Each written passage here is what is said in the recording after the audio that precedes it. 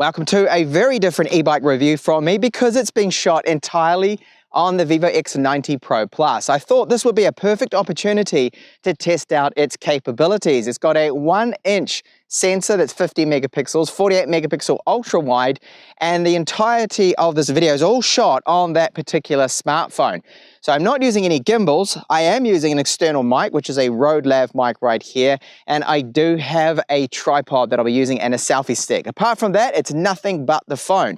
In fact, what you're looking at now is 8K footage that I've scaled down to 4K. So this bike is the Cyrusher XF800, a fat-wheeled e-bike with 26-inch rims. The fat wheels are 4 inches wide. They soak up a lot of bumps.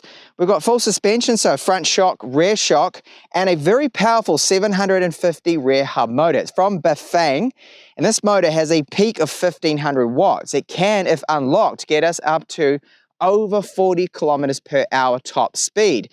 What is powering it all is a Samsung or LG cell battery pack right here, which is lockable, it's removable, and it has a capacity of 13 amp hours. Now it should be able to get us up to 80 kilometers, they claim, but I'll be putting that to the test, of course. Now for brakes, this is a little bit unusual because most of the time it's mechanical disc brakes, but no, we've got Zoom hydraulic brakes, 180 millimeter disc brakes here with this bike. So super common, they're using the Shimano Tourney for our drivetrain here. So we have 7 speeds, and they have gone with a known brand of chain, which is KMC. For our pedals, they've gone with Wellgo metal pedals here, so that's another known brand, and it does have a chain guard around the front crank, as you can see.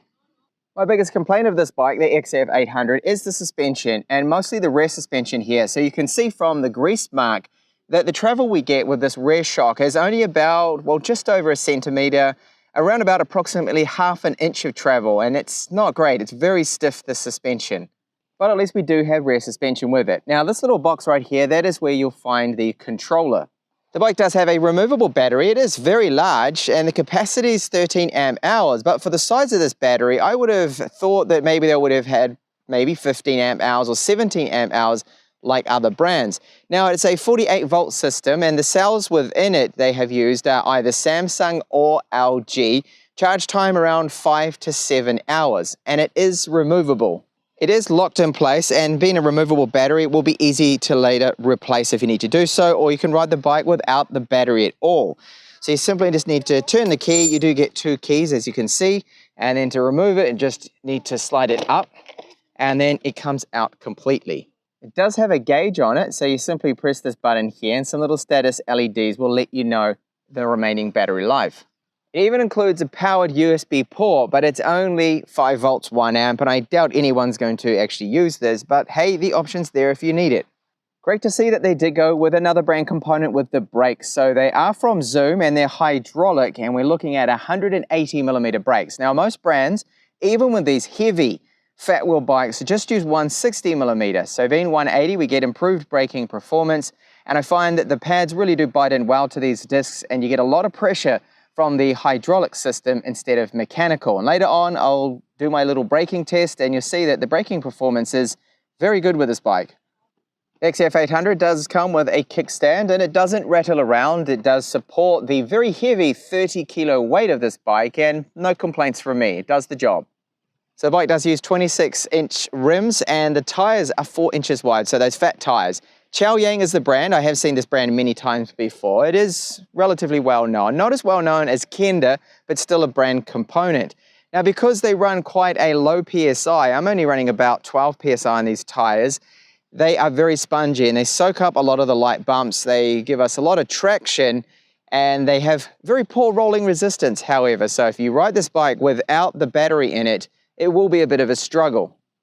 The front hub is a quick release style front hub, so if you need to remove the front wheel, you can do it quick and easy, but of course the rear hub, this is bolted into place. No quick release. That's pretty standard. Cyrusher selected for our front shock, another no brand component shock here. Now it's not actually too bad. It's not a light shock by any means, but we get decent travel. You can see from the grease mark, I've been able to get around about 4.5, 5 inches of travel out of it, which is more than other models. It does, however, rattle around a little bit, this shock, and it can be locked out completely by just flicking the switch. But sometimes Like right now, it just doesn't want to lock for some reason. So that is a little faulty and not amazing quality, the locking mechanism. Like many of the Chinese e-bikes, it does come with at least a headlight here. Now it's got 4 LEDs within it. It's a powerful front headlight. I've seen this model used over various different Chinese e-bikes, and it's not bad. It lights up the path ahead of you quite well and gives you a nice bit of safety there for nighttime riding. What we don't get is a rear tail light, which is very common. Our seat here is pretty standard, so it is their own branded, as you can see, Cyrusher seat, and it's got enough padding in here, approximately 2 or 3 centimeters. Does the job, no complaints. It does have a quick release adjustable seat post, and because of the frame style that it slopes down, it does cater to short riders and tall riders. So anywhere from about 150 centimeters right up to 190 centimeters. Maximum rider weight, they claim, is 150 kilos. Now this bike, if you have it completely unlocked, no speed limit, you can accelerate and right up to about 40-45 kilometers per hour. So it's a twist style accelerator. And if the bike is on and you just twist it, it will take off straight away. So you do have to be careful with that. It can be a little bit dangerous if you're not prepared, because one time I accidentally twisted it on an e-bike, not this particular model here, and almost dislocated my shoulder as the bike just took off. So we've got the standard budget entry level here gear selector. So this is to go up all gears, and then down here from Shimano. Those gear changes, they're fine. If the alignment is perfect, which it is out of the box, I've had no issues with it at all. One of the common complaints from me, and it's very minor, is that the grips that they use on most of these e-bike brands from China aren't lock grips. So they do spin around. This is one of the things I would probably change straight away with this bike. I'd put some lock grips on here. So brake levers, they are Zoom hydraulics, do feel really good. And we've got our controls right here. So up and down the pedal assist levels and our power on button. Now if you just tap this, you can cycle through the different modes with the information on the screen. And if you tap and hold the up button here, it will then turn on that front headlight. The bike comes with a very clear screen. It is 3.7 inches. It's also backlit, so you can make this out at nighttime. Now we've got a lot of information right here. You've got trip information, distance right here. So I've done 87.3 kilometers, 16 degrees at the moment, motor wattage, pedal assist level, your speed, battery indicator, and if your front headlight is on, you can see that that is now on there with the info at the top, the little icon. So the battery gauge is pretty inaccurate actually, because a lot of times it'll drop down. Like I've ridden now on this charge about 15 kilometers, it's already dropped down 1. Sometimes it will go down even further, but then be back up again. So I think it's just based off the voltage, and the pedal assist levels, you can clearly see those right there. The handlebar height can be adjusted here because we do have these rings. So you could either just move those up or down to lower or raise the handlebar. Well, right now it is in the highest position, which suits me just fine. So what is the bike like to ride? It is big and heavy, 30 kilos. The steering feels a little bit cumbersome at times, probably because of the fat wheels on it. But the frame size, for my height of 184 centimeters, does work out to be pretty good. It is comfortable. I've got plenty of room for my knees. The front handlebar height is good, and the seat height. So I'm in quite an upright riding position here. And you can see my knees are nowhere near these handlebars. They're not going to touch, so I've got no risk of whacking my knee into the handlebars, which is something, of course, you don't want. Now this bike uses a speed sensor, not a torque sensor, but it does kick in quite early. So this little climb and a little bit of rough road, not a problem at all for these fat tires. They just soak up all those little bumps. And the motor, you can hear it. The buffeting motor is not exactly quiet, but it's got plenty of power. So 750 watts and a peak of 1500. It's ample, with 80 Newton meters of torque, so really good. So you can see when I start to pedal, it's detecting that straight away and giving me that power. So all the way up to around about 35-40 kilometers if it's unlocked. So a little bit of rough road like this is just fine for this bike, but I won't be taking it down any of the really rocky downhill trails that are around this area, because I just don't have enough confidence in that front shock or the frame really to risk it snapping or breaking. Not that it would happen. It's not really a bike that's designed for anything that would be technical or an intermediate kind of level of trail. So just this rough road here that's very up and down, the suspension can handle just fine. And that front shock, you get around about 4.5 inches of travel. So it's better than most, but it is a no brand front shock. climb test now. So this is approximately 25 degrees. And I'll start out with the accelerator. Could we just use this accelerator, not even pedal? Imagine if you've got a bad knee or something, or you're just feeling really tired. Look at this. The 750 watt motor with a peak 1500 watts and 80 Newton meters of torque is just going up this with absolute ease. So I will stop using that and now just start to pedal. Again, not a problem at all. This is a super powerful e-bike. I could even go up gears now here. So I'm now in the third gear and I can climb up this at approximately 20 kilometers per hour. Not a problem at all. So what I will do is test what happened if we've got no battery left and you need to climb. So I'm turning it off now. Oh, wow. It suddenly becomes an absolute dead weight. So I need to stand up and power up this climb. So if you ride it without the battery, you will certainly get very fit because this is extremely difficult to climb without that motor. Then my typical braking test. So this is an emergency braking test from approximately, I'll get up to around 30 kilometers per hour from this post, full braking. Really good brakes because we've got the 180 millimeter hydraulic brakes from Zoom. The pads bite in really well to the discs. It's excellent braking performance with this fat-wheeled e-bike. So I am taking it a little bit off-road here. It's not too rough, but there is a bit of a drop just up ahead. Hopefully the front suspension and the bike is going to handle that all right and not end up throwing me off. Otherwise, this will turn into a bit of a blooper reel.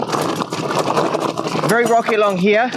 My seat post is actually a little too high, but it's all right. So managed to do that. That's a steep drop and just fine, although my chain just came off from that.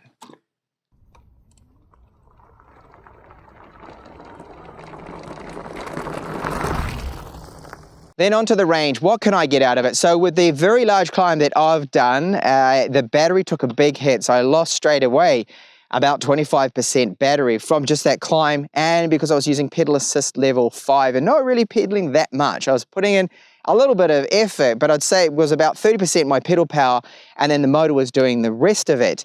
So it's not good with that kind of ride, but with my other rides that I've done, I have been able to get just over 50 kilometers out of it. That is using pedal assist level 3, riding mostly on the flat with just a few smaller climbs. And I do weigh about 81 kilos at the moment.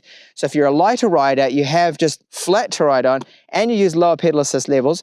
Possible range, I would say maybe 60 kilometers, but I really highly doubt that you can get 80. I just think that's just not possible. So the bike's got really good braking performance thanks to the Zoom 180 millimeter hydraulic disc brakes. We have a front shock that is no branded, which is typical for this style of bike. And you do get a reasonable amount of travel out of it. However, the locking mechanism seems to be broken. It's not working at all. And this rear shock here is, let's face it, let's be honest here, garbage. It only has about half a centimeter, if that, of travel, not a lot, and it is really, really stiff. And okay, there's air in it, and I've checked the PSI in it, and it's fine, but it's just a cheap rear shock. Good thing is we do have brand components, so Samsung battery cells, Wellgo pedals, KMC chain, Shimano gears, but very basic Shimano gears, and a Bafang motor, which is a good brand of motors. They are very good motors. They're strong. It's powerful. It's an excellent climbing performance.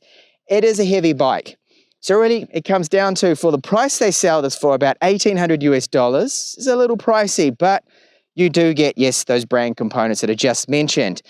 It's really just the suspension that is the bad part, the weight of it being a heavy 30 kilos. They didn't use lock grips. That's an easy fix. So all up, not actually too bad for this style of bike.